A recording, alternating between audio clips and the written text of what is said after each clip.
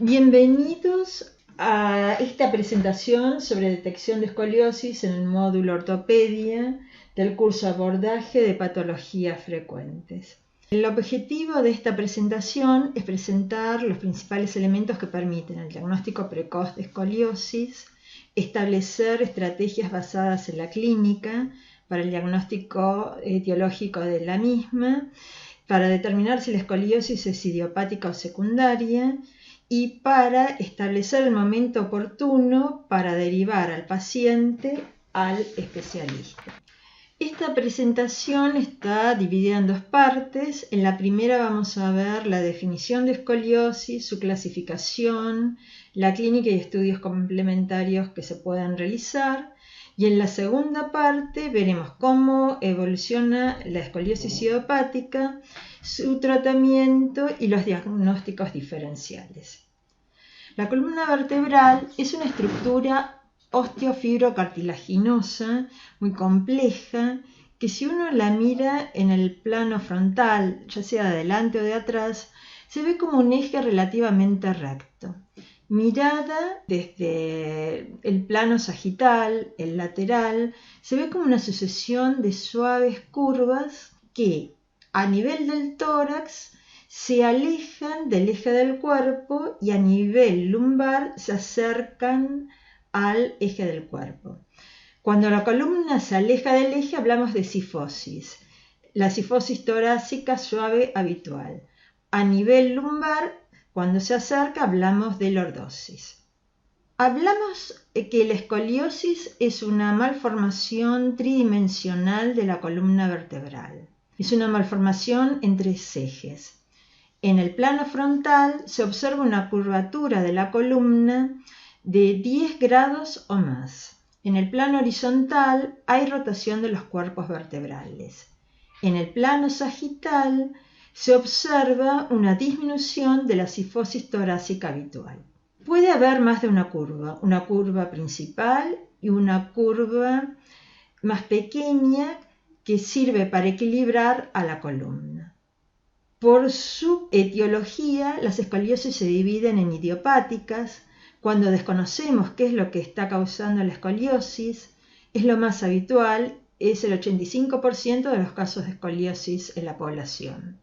Las escoliosis pueden ser secundarias a una enfermedad neuromuscular, a malformaciones óseas congénitas presentes ya al nacimiento, a síndromes genéticos o a patología torácica, pueden ser toracogénicas. Es una enfermedad relativamente frecuente, aparecen en el 1 al 3% de los niños de 10 a 16 años. Del 0,1 al 0,3% será portador de una curva severa que requiera tratamiento, una curva superior a 30 grados. Menos del 0,1% superarán los 40 grados de valor angular que requiere cirugía. Y si vemos la distribución por sexo, las curvas leves de 10 a 15 grados tienen una frecuencia de presentación similar en niños y niñas. Las curvas mayores a 20 grados tienen una frecuencia de presentación muy superior en las mujeres. Por cada 7 mujeres que tienen una curva superior a 20 grados, solamente un varón las presenta. La escoliosis idiopática, que es por lejos la más frecuente de todas, tiene etiología desconocida. Actualmente se acepta que su causa es multifactorial y que intervienen en su producción componentes genéticos, hormonales, celulares, anatómicos. Hay diferentes genes descriptos que son tanto protectores como predisponentes al desarrollo de escoliosis idiopática. Están descritos alrededor de 200 marcadores genéticos relacionados a escoliosis idiopática del adolescente. Estos estudios se han realizado en población caucásica y todavía no tenemos suficientes conocimientos para decidir si estos genes son los mismos que se aplican en forma universal. El antecedente de escoliosis familiar es importante, es relevante. Los padres con escoliosis idiopática la transmiten en un 80% a sus hijos, contra 56% de las madres con escoliosis idiopática que la transmiten a los mismos. La escoliosis idiopática se clasifica por su edad de inicio. Se califica como infantil cuando se diagnostica entre el periodo neonatal y los 3 años. Viene a ser del 0,5 al 4% de los casos, es la más infrecuente de todos los tipos. Es más frecuente en varones, se asocia a la posición supina para dormir. El 70 al 90% resuelve espontáneamente porque son escoliosis leves, pero hay un porcentaje que no resuelve. Las juveniles son las que se diagnostican entre los 3 y los 10 años. Son del 8 al 16% de las escoliosis idiopáticas y afectan por igual a varones y mujeres. La escoliosis idiopática del adolescente es la que se diagnostica a partir de los 11 años. Son del 70 al 80% de las escoliosis idiopáticas. El 10% evoluciona a curvas severas y las mujeres tienen mayor frecuencia de presentación de curvas severas. Mayor a 30 grados serían 10 mujeres por un varón. El diagnóstico de escoliosis idiopática es por exclusión y se deben descartar otras causas en forma sistemática, porque la escoliosis puede ser la primera manifestación de una enfermedad hasta ese momento latente.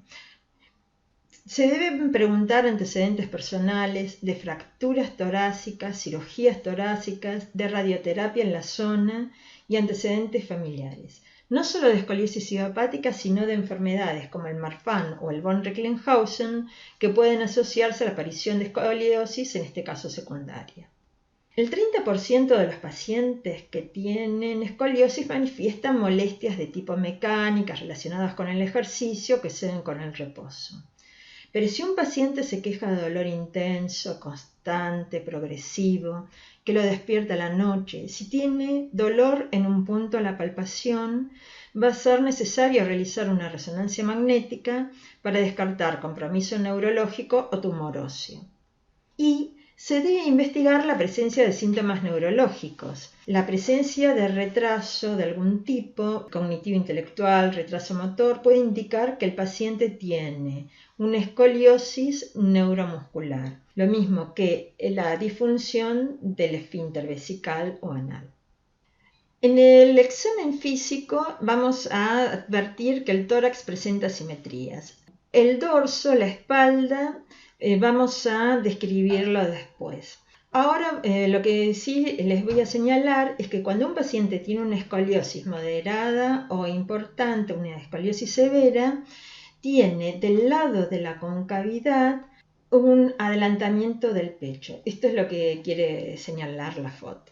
Los pacientes deben ser pesados, tallados, se les debe medir perímetro cefálico y percentilados. Un paciente con una talla muy baja probablemente tenga un síndrome genético, por ejemplo, una displasia esquelética. Se buscan malformaciones de la pared anterior del tórax como pectus excavatum o carinatum, que aparecen en enfermedades del colágeno como el Marfan, lo mismo que la hiperrelaxitud articular o cutánea, soplos, muchos síndromes genéticos pueden ir con cardiopatía, un examen ocular y considerando que una vez que se alcanza la madurez esquelética, que coincide con la maduración sexual, disminuye la progresión de la escoliosis, se debe dejar consignada la maduración sexual que presenta el paciente. Las niñas tienen el pico del empuje puberal unos meses antes de la presentación de la menarca. Después que tienen la menarca ya tienen poco tiempo de progresión de la escoliosis. Y para terminar, se debe hacer una cuidadosa exploración neurológica con reflejos, tonos, fuerza y buscar signos de piramidalismo para descartar que esta escoliosis sea de causa neuromuscular.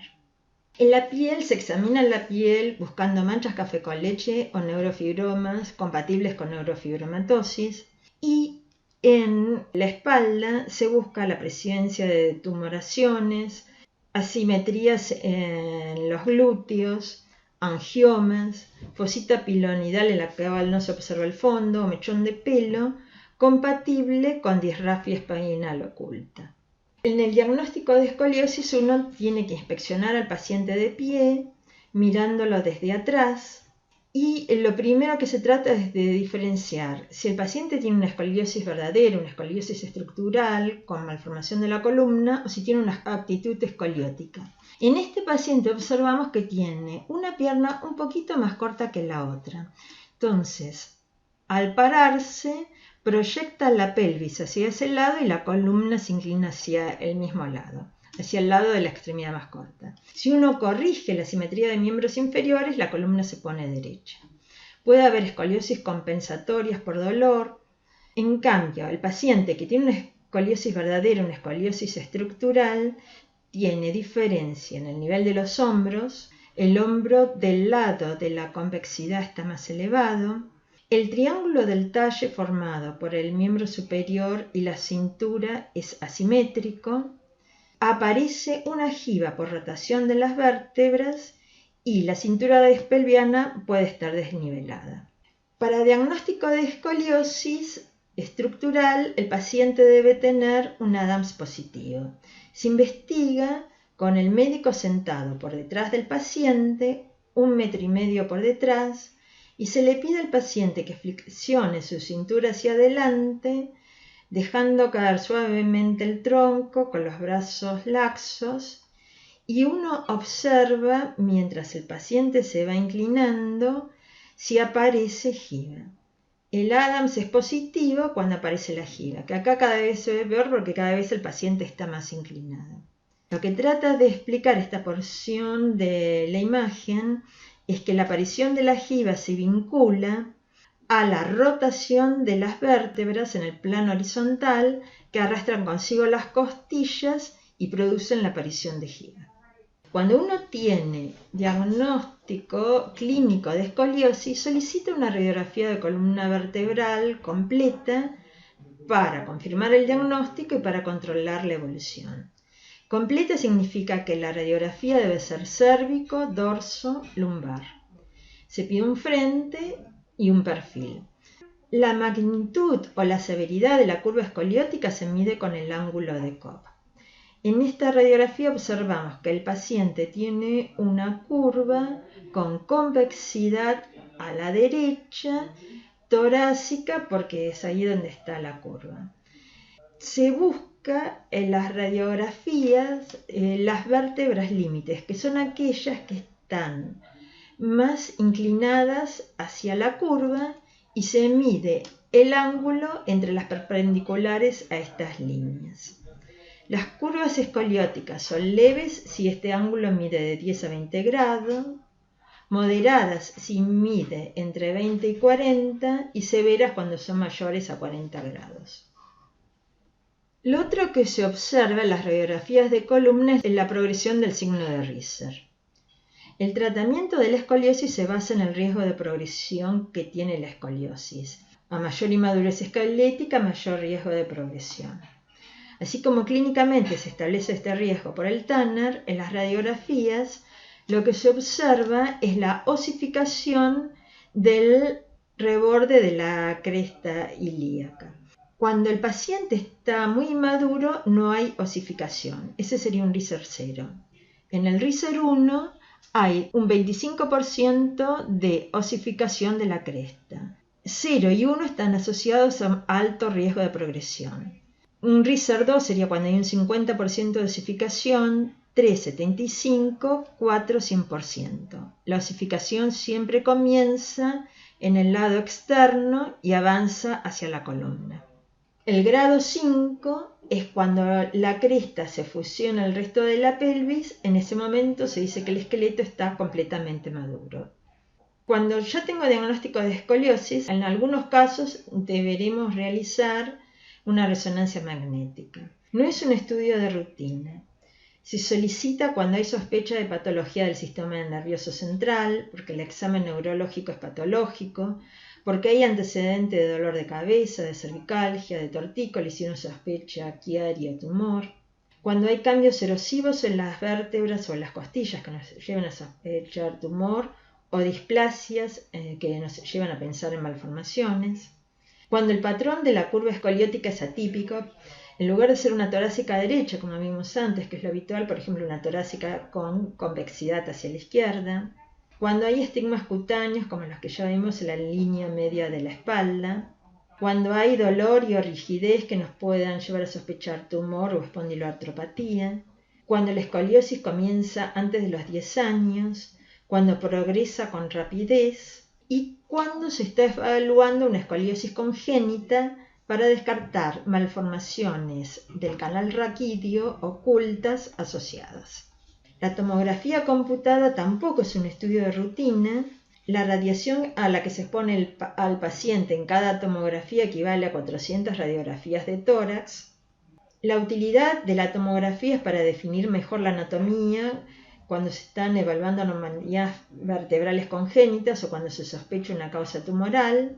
La TC sin contraste y reconstrucción 3D es útil para planificar las cirugías.